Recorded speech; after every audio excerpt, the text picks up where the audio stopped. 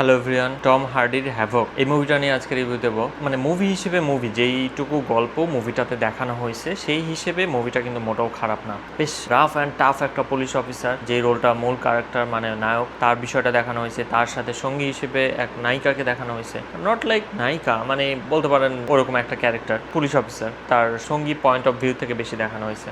একই সাথে নায়কের বেশ কিছু হিস্ট্রি থাকে যেগুলো বোঝা যায়, কিন্তু সেগুলোতে টানতে যায় না, মানে ফ্ল্যাশব্যাকে যায় না। কিন্তু নায়কের পরিবেশ পরিস্থিতি, একই সাথে গ্যাংস্টারদের জগৎ, এবং সেখানে বেশ কিছু পাওয়ারফুল ক্যারেক্টার। তবে আমার কাছে বেশি ভালো লাগছে যে ক্যামেরার অ্যাঙ্গেল, যে শটগুলো, অ্যাকশন, প্রচুর মারামারি, একই সাথে গোলাগুলি, গুন্ডা বদমাস, বিশ্বাস অবিশ্বাস, সেই জায়গাগুলো আছে।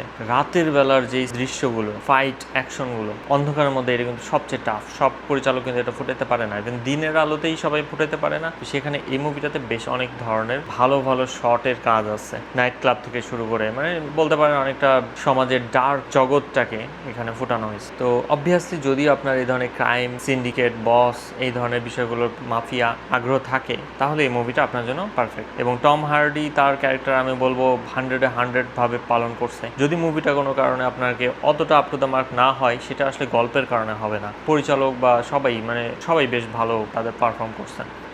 একটা সতর্কতা, এটা মোটেও ফ্যামিলি মুভি না। মানে এতটাই বেশি দেখানো হয়েছে, এতটাই বেশি, ইভেন ট্রেলারে পর্যন্ত মনে করেন মারাত্মক খুনাখুনি দেখানো হয়েছে। তো অবভিয়াসলি এটা মোটেও ফ্যামিলি মুভি না, সেভাবেই আপনারা দেখবেন।